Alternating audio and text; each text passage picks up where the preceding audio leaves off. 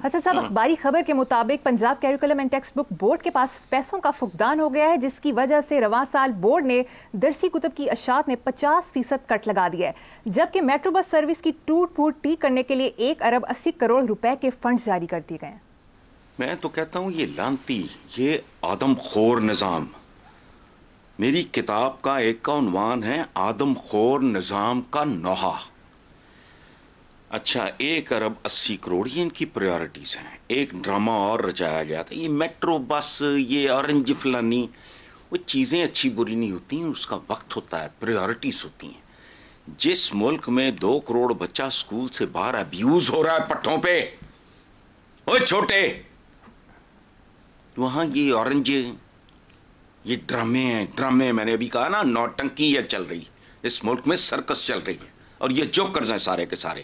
اچھا، اب ایک طرف ان کے پروٹوکولز دیکھو، دیکھو کس بھاؤ پڑتا ہے صدر اور وزیر اعظم تو وزیر اعلیٰ ہے، یہ کیا اعلیٰ ہے؟ ان میں اعلیٰ والی کو بات ہے؟ کتنے میں کاسٹ کرتے ہیں بتاؤ مجھے؟ ان کے پروٹوکولز، ان کی پریولیجز، ان کے پرکس، ان کے دورے، وزیر اعظم ہاؤس تو فلانے ہاؤس، تو گورنر ہاؤس، تو فلانا ہاؤس، یہ نوست کے ہاؤس ہیں، یہاں سے نکلتا کیا ہے، ملتا کیا ہے؟ یہ ساحر لدھیانوی کا ایک شعر ہے، فن جو نادار تک نہیں پہنچا اپنے معیار تک نہیں پہنچا۔ اور دنیا کا سب سے بڑا فن ہے گورننس، جہاں بانی، اس کی اگر خیر عام آدمی تک نہیں پہنچی تو بیکار ہے، بکواس ہے۔ یہ سارے جاہو جلال، موت بھی نہیں پڑتی، شرم بھی نہیں آتی، ڈھیٹ اتنے ہیں۔ ملک کون سا ہے؟ یہ اسلام کی تجربہ گاہ تو اسلام کے نام پہ بنا، تو اسلام کی تو بنیادی ترین تعلیمات میں سے رب زدنی علما۔ یہ بچے نے چپیڑ مارن کے کہنے کے 50% کٹ لگ گیا پتر، چپیڑ مار کے، رب زدنی علما، علم حاصل کرو چاہے چین، تسی تے سکول جان جوگے نہیں، حکم کیا ہے؟ علم حاصل کرو چاہے چین تک جانا پڑے۔ اور ظاہر ہے وہ کوئی دینی تعلیمات نہیں تھیں، علم ہے، ہم نے کہہ دیا یہ دینی علوم ہے، یہ دنیاوی علوم ہے۔ سوچ دیکھو، وہ دنیا میرے پیو نے بنائی ہے یا تمہاری کسی رشتہ دار نے بنائی؟ یہ کائناتیں اسی کی ہیں، دین اور دنیا یہ کوئی علیحدہ چیز نہیں ہے۔ لیکن اب یہ جو آپ بتا رہے ہو، ان کا سارا یہ کس بھاؤ پڑتے ہیں ہمیں، کروڑوں بچہ باہر۔ اچھا، اور یہ جو بات آپ نے کی ہے نا کہ پیسوں کا فقدان، تو پاکستان کی پہچان، پاکستان کی پہلی پہچان اب کیا ہے پوری دنیا میں؟ کئی لوگوں کو جھنڈا دکھاؤ، ان کو پتہ نہیں ہوا کہ اس ملک کا ہے۔ قومی ترانہ سنا کے پوچھو، دنیا کے کئی ممالک ہیں، وہاں کے شہریوں کو سناؤ کہاں کا ہے، ان کو نہیں پتا ہوگا۔ لیکن پیسوں کا فقدان پاکستان کی پہچان ہے۔ یہ تو رہ گئے بچے، یہ تو فیول ہے ان کا، یہ تو پیٹرول ہے ان کا۔ ان کی جو بڑی بڑی سرکاری خرچوں پہ چلنے والی گاڑیاں ہوتی ہیں، وہ فیول پہ، پیٹرول پہ نہیں چلتی، وہ نہیں معصوم بچوں کے مستقبل ان کے خون پہ چلتی ہیں۔ تو پہچان ہے ہماری سب کی، سوائے چند لوگوں کے، چند فیصد لوگوں کے، چند لوگوں کے نہیں، چند فیصد لوگوں کے۔ This has turned into hell for a common man۔ تو یہ ٹیکسٹ بک بورڈ، اچھا ٹیکسٹ بک بورڈ کو جو فقدان نہیں ہوئی سی تے نے کیڑی توپ چلا لی ہے؟ اور کبھی اپنے نصاب اٹھا کے دیکھو، تم بچپن سے ہی بچوں کو غلط ٹریکس پہ ڈالتے ہو۔ یہ وہ ملک ہے جہاں ہنر گالی ہے۔ یہ F A, B A, M A political science, M A history, M A Urdu کی کرنے تسی نے کبھی سوچا ہے ان پہ کاسٹ کتنی آتی ہے؟ کرتے کیا ہیں یہ؟ اور تم نے تو ٹوتھ پک نہیں بنایا۔ نہیں، میں نے کہا نا کریٹو گورننس، اپنی پریورٹیز بناؤ یار، خدا کا واسطہ، اپنی ترجیحات کو سر نو ان کو ریکنسیڈر کرو۔ 5ویں تک کے نصاب کی کتابیں میرے سامنے رکھو، ککھ بھی نہیں۔ مقابلہ کن سے کرنے چلے اور بولتے کیا ہیں بے رہ روی کا شکار مغرب. اچھا بھائی تسی ٹھیک رہتے ہو تو ٹورے رہو. مغرب بے راہ روی. مقابلہ کن سے؟ جو مریخ پہ، چاند پہ، خلا میں کاشتکاری کر رہے ہیں. برکس بن رہی ہیں وہاں، بلاکس یا برکس جو بھی کہہ لو ان کو، جس سے چاند پہ گھر بننے ہیں. دیکھو اپنے مستقبل سے ڈرو، خوف کھاؤ، ہوش کرو، اور لالچی ہو، خود غرض ہو. ڈرو جو کچھ تمہارے ساتھ میں یا اچھا عمر کے جس سے میں چلا گیا ہوں چلاؤ ہے تو ویسے بھی ٹھیک نہیں معاملات. یہ یاد رکھنا 50 سال بعد کا میں جب یہ دنیا دیکھتا ہوں، 100 سال نہیں 50 سال، اللہ کی قسم سردیوں میں پسینے آتے ہیں کہ یہ کدھر جا رہے ہیں، ان کا بنے گا کیا. لیکن نہیں، چلو چھوڑو. جی ٹھیک ہے حسن صاحب، مجھے اب ایک چھوٹی سی بریک لینی ہے. دیکھتے رہیے black and white. Welcome back. Hassan sahab, doctor Adil Najam international relations, conflict resolution, environmental development کے ماہر ہیں. ملکی و غیر ملکی یونیورسٹیز میں پڑھانے کا وسیع تجربہ رکھتے ہیں. انہوں نے الیکشن سے پہلے تجزیہ دیا تھا کہ پاکستان کے مستقبل کا فیصلہ 15 سے 29 سال کے نوجوان کریں گے. 2050 تک کے ہر الیکشن میں یہی صورتحال رہے گی. اب جو بھی معاشرہ تشکیل پائے گا اس کا معمار نوجوان طبقہ ہوگا. آپ کے خیال میں ان کا تجزیہ درست ہے؟ بہت درست ہونے کے باوجود اس میں ایک بنیادی خامی ہے. مستقبل کا جو معاشرہ تشکیل پائے اس کا معمار، یہ معمار نہیں ہوں گے. یہی رو کے ہٹاؤں ابھی.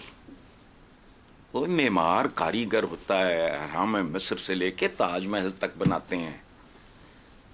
معمار کوئی میری طرح کا بیمار لولا لنگڑا ہوتا ہے. معمار تو معمار ہوتا ہے. تو مستقبل کے معمار یہ مستقبل بنانے جوگے ہیں. پہلی بات، اچھا میں ڈاکٹر عادل نجم صاحب سے ذاتی طور پر میں ادروائز میں واقف ہوں. دیکھو ہمارا پرابلم کیا ہے. ایک فرانس فینن ایک رائٹر ہے، بہت اس کا ایک بہت سا کام ہے ان کا، ریچڈ آف دا ارتھ، یعنی افتادگان خاک، اس دھرتی کے کیڑے مکوڑے. ہم وہ ہیں. ہم عبداللہ حسین کی اداس نسلیں ہیں. یہ صورتحال جو ہے، لیکن پتہ نہیں، آئی ڈونٹ نو.